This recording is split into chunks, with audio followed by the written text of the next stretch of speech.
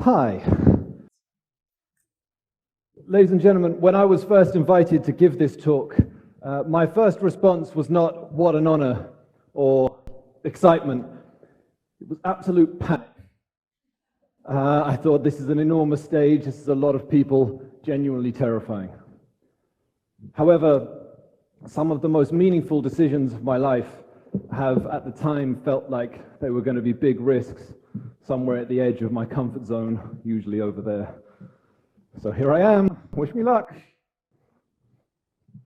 George Harrison once said that fame is not the goal, and money, although it's nice to have, it can buy you a bit of freedom, and you can go to the Bahamas when you want. It's not the answer. The answer is how to get peace of mind and how to be happy. That's really what we're supposed to be here for. Today I'm going to talk to you just a little bit about my life, in the hope that maybe through exploring just some of my experience, I might be able to help even just one or two others do better than I could ever have done. After all, that's why many of us go into teaching in the first place. You see, when I was planning this talk, I realized I'm actually not an expert in anything. I have an interest in lots of things. I'm interested in music, obviously. I'm interested in how the universe works, in how many references to my cats I can get into a TEDx talk. That is one reference to my cats, it will not be the last one. Normal stuff. But the only thing that I know really well is my life. But even that's difficult to know sometimes. How many of us really know ourselves well? When was the last time that you actually made the time to take it all in, to reflect and readjust? Or if you're anything like me, I wonder how much time you spend on autopilot, drifting along the travelator of life, scrolling away on your phone, until one day you get the shock realization that you're not young anymore. When I was young, I grew up with a story of what a good life looked like. I wonder if you'd recognize it. It was clear from the adults around me, from the movies I watched, books I read, the adverts I had tattooed on my consciousness. It was go to school, go to college, get a girlfriend or a boyfriend, get a job, get a house, get married, have kids, get 4 cats. That's 2 references. Get into gardening, and if I'm lucky, get old. Make no mistake about it, if someone is able to live a life marked by the milestones I've mentioned, someone like me, for example, they are truly privileged. All you have to do is turn on the news and you will see countless other people that have a much harder time. The fact that I was born to a mother and father that prioritized my education, they were able to pay for it. They encouraged me to develop my interests. They modeled the love of music and the arts and how to live with an open heart. This is privilege, through and through. And realizing that was one of the biggest moments of empowerment that I ever had. You see, standing on the shoulders of giants, people like my parents, my grandparents, I have the freedom to choose. Standing here in this beautiful theater, in a school that I've been very lucky to call home for the last 6 years, I suspect that many of our students will have this freedom or this privilege as well. But how will they use it? When I was in my early 20s, I finished university with a degree in theology, like religion and philosophy. And I can tell you for nothing, I had no ambition whatsoever to be doing anything other than what I was already doing at that time in my life. I was living in London. It was the most exciting city I'd ever been to. I had a long-term relationship, and I was doing the only job that I ever wanted to do, which was playing drums in a band. I used to be at the back of the stage over there, very happy. I never planned on being at the front over here, but here I am all the same. However, as often happens with bands, my one didn't work out. And when it ended, I had absolutely no idea what I was going to do with my life. I thought, I guess I need to get a proper job. After all, that is what the story demands of us. Or as Mark would say in the British sitcom Peep Show, in this world, you got to turn up, log on, and grind out. Thanks to my girlfriend at the time, I was able to take some time to think about what I was going to do next. And I can tell you for nothing, I was a useless salesman. I had absolutely no instinct for business. I knew that I wanted to do something that felt meaningful, something that had a real connection to helping other people. After sitting with it for a while, I made the decision to train as a religious studies teacher. Now, I really wanted to teach music. That was my dream. But you may remember, I didn't have a music degree. So I took a risk. I thought, I'm going to play the long game. Maybe, somewhere, somehow, further down the line, I might get a chance to teach music. Now, when I started teaching, I loved it. I loved working with the kids. It was brilliant. I met some incredibly generous and open-minded people, and that stayed true all the time that I've been in teaching.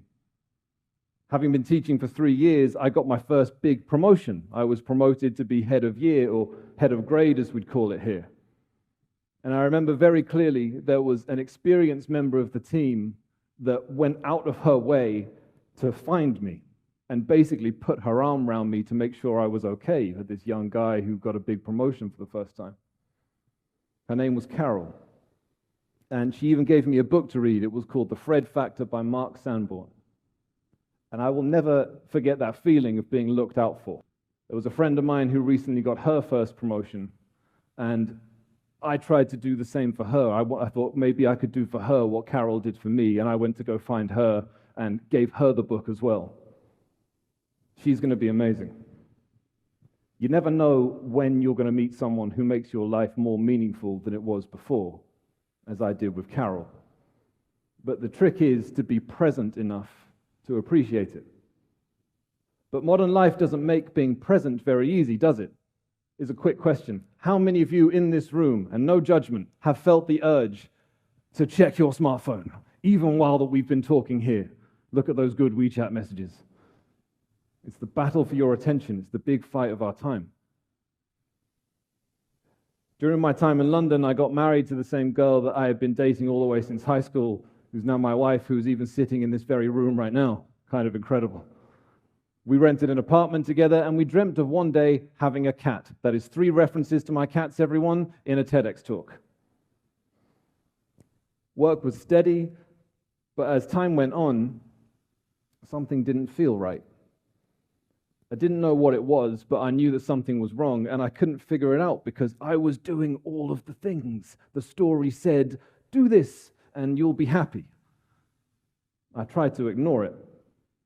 But then as time went on, eventually, as happens with someone who always prioritizes work over a good night's sleep, one day it was my body that said, enough is enough. Without going into all the details, I had a really hard time for a while. But during that time, I came face to face with how I really felt about things. This isn't it. And I thought, if that's true, I'm in real trouble. Because I don't know what else to do with my life. I was stuck. In the film Tracks, there's a young woman called Robin Davidson. It's a true story. She leaves her day-to-day life and she goes on a journey across 1,700 miles of the Australian desert to the ocean with just 4 camels and a dog. It's an incredible film, an amazing book. I'd recommend it to everyone.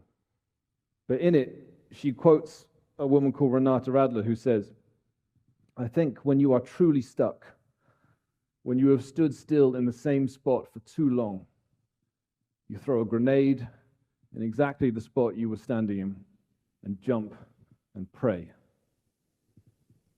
My wife and I loved this film from the first time that we saw it, and in 2017, having done all of the things that the story said I was supposed to, I was materially comfortable, but well and truly stuck. No real sense of meaning or purpose. I needed a grenade. condensing this part of the story, towards the end of 2017, having done a lot of debate and soul searching, my wife accepted a job here in Shanghai, and shortly afterwards, I was very lucky to get one too. And so we took a grenade, we threw it in the spot we were standing in, and we jumped and we prayed. And we left behind everything that we had ever known to open up the next chapter of our lives right here. And let me tell you for nothing, what a chapter it's been. I got to experience a people and a culture about which I knew basically nothing before I left. Literally nothing. All the differences, all the similarities. I got to make friends with people from all different corners of the world. I got to experience sights and food and stories and ways of life I had only seen on YouTube back home. Because I happened to be one of those first teachers in the door, I got the chance to help build a school from year one. Who does that? And thanks to the warmth and genuine care of people sitting in this room right now, I even made it through the COVID years. Or maybe I should say, we made it through the COVID years, and thank you for getting me through it.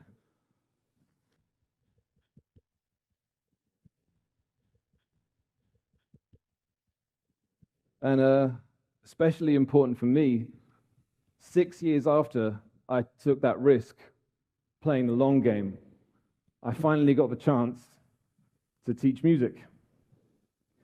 And I still remember going into my boss's office. I didn't send a short, polite, professional email, thank you so much for this opportunity, or go to give a handshake. I burst into my boss's office, bubbling with energy, and to give her a massive hug. It was one of the most unprofessional things I've done, but as 6 years have gone on, I'm sure there's a long list. But I didn't care. I was so happy and wanted to thank her for changing my life. And Stella, I don't know where you're sitting, but I still thank you for that.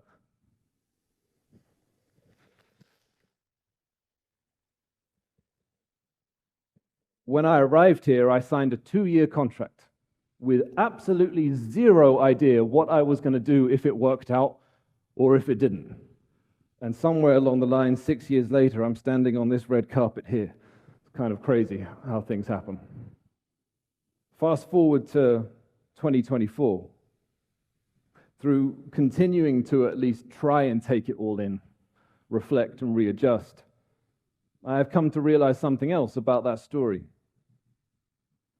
According to the story that we're sold when we're young, the only things really left for me now are to get into gardening and get old, if I'm lucky. Now, I love being outside, but I don't feel called to the flower bed just yet. And get old, well, my hair has started to turn gray, but I hope there's more to it than that. Some people have a real clear sense of purpose from when they're young. But to be honest with you, aside from making music or playing drums, I've never really had that. What I have had is a changing selection of goals and ideas about what I hope makes a good life. And I'm very fortunate to say that standing here right now, I'm living many of them. But if that's it, and I have a lot, why do I think that's not enough? It seems to me that the story was never very clear on what you're supposed to do with all that getting old time. So this is my task right now, and it will remain so for as long as I'm here. How am I going to use my freedom of choice to live a more meaningful life for myself and for others? In planning this talk, I came up with a lot of different ideas for what I was going to talk about. I really didn't want to let the organizers down. I really promise you I did try. And then one day an idea came to me and it just wouldn't go. And it was, I wonder what a TEDx talk would be like if you walked on stage and didn't talk. And I don't mean like talk nonsense. I mean literally walk on stage and